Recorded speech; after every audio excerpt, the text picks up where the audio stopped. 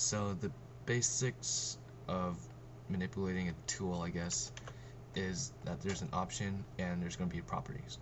Properties will change, I guess, how it looks, and options will change the how it reacts when you draw something. So we're going down to the pencil tool right now, and this tool is a tool to draw lines, but in whatever. You can, you just draw it like a brush tool, and it just does it perfectly fine, except it's using a stroke. So you can change the style again to dotted, and when you draw something it will be dotted. So yeah, play around with that. There's different options for it. If you click and hold this, or just click it, you get straighten, smooth, and ink. Ink is just it follows whatever you draw. Smooth, it smoothens your path, and straighten, it straightens it. Yeah, wait, there we go. So let's change it back to solid, and it's a straight line. Oh my god. Oops. I'm not sure if I could say that. I don't know. But anyways, so we got the brush tool. I think you know how to use that. You just draw, brush, change the fill to change the color, all of that. And so let's say we want to put an outline on this green, I think, yeah. So we want to put a red outline on this green, and so we select this ink bottle tool, and the ink bottle, when you click on a fill, it gives it a nice outer outline. That's a bit repetitive, but yeah. So if we change it to 1, we can change the size of or thickness of the stroke. So let's make it 20. Boom, boom. Yeah, so let's undo that, Control Z, and so let's say we want this green to be, I don't know, orange. So we take the paint bucket tool, and you know how to use this. Voila, click on the fill, and it's orange. The thing about paint bucket is that it has this option here. It's about closing the gaps. So let's say if you use a paintbrush tool and you draw an incomplete circle, you can see there's a little gap I left there, and we could use close large gap, and what this will do, it will still fill in this this circle I made, but it will close off that little gap I left. If it's not if it's like close small gaps, I don't think it'll work. Yeah, so if you want a clean animations, I would suggest you use don't close gaps, and just close the gaps wherever you see them. It might take some time, but it looks a lot better in my opinion. So then you have eyedropper tools on the bottom left, and so oh yeah, also if you're wondering how I'm moving around like through the canvas, it's space and then you just click and drag around. By pressing space, you're using the hand tool, and that just allows you to move around.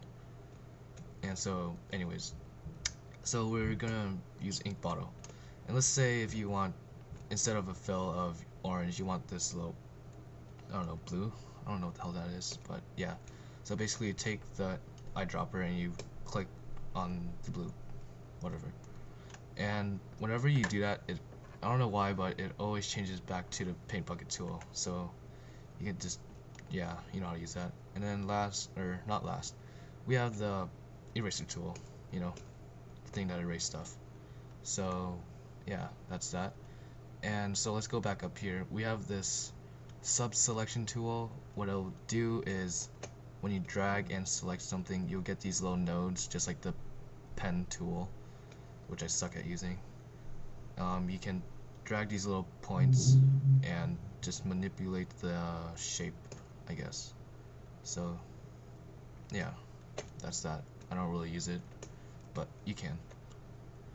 Also, let's skip the gradient transform right now and go to the lasso tool. It's another selection tool, and you can draw your selections. You can choose what to select. You just draw a little border and it'll select whatever's inside it.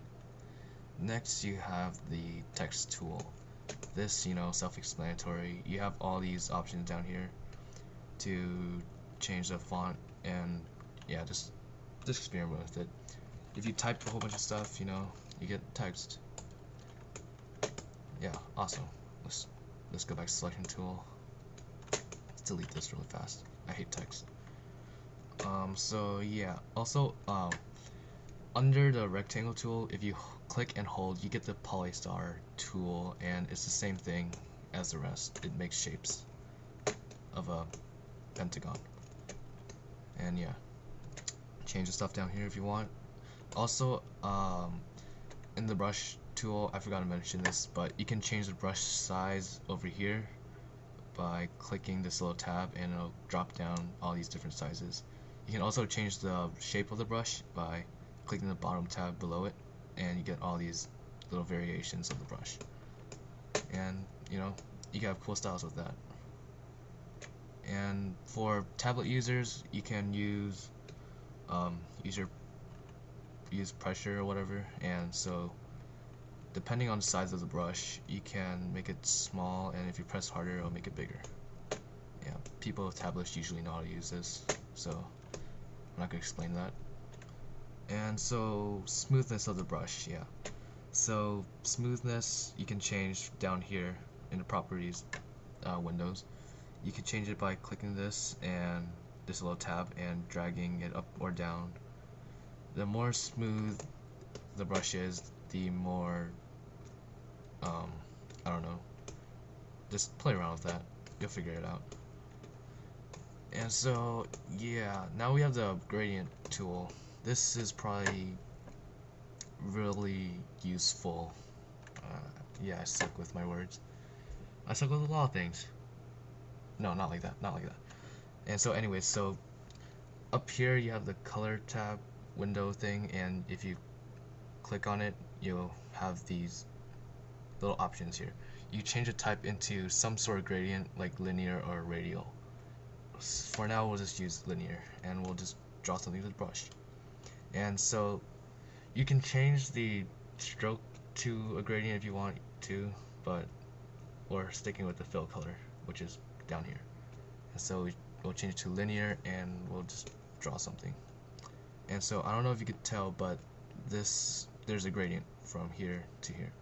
And if we zoom out, and use this tool, we zoom out some more, 50% maybe, and we click on here, you'll see that there is some transform thing-ish, mabob thing, and you can basically stretch the gradient, make it smaller, shrink it, I don't know. You can rotate it too if you click this circle, and you can rotate it like that. You can click the little circle in the middle, drag it around. Wait, I'll show you. So if we zoom in, gradient transform tool. If you click this little circle, you see here, you can drag it around. You can move it. You can go places with this. Stretch. And yeah, I think that's about it. You know, you have the hand tool here. Magnifying glass. Minus is to zoom out. Plus is to zoom in. So the best way to learn how to use Flash is just to experiment. You know, this is just how to use the tools in Flash. There's a lot more to Flash than just the tools, which is animating. And so yeah, thanks for listening and watching. So bye. How do you stop this?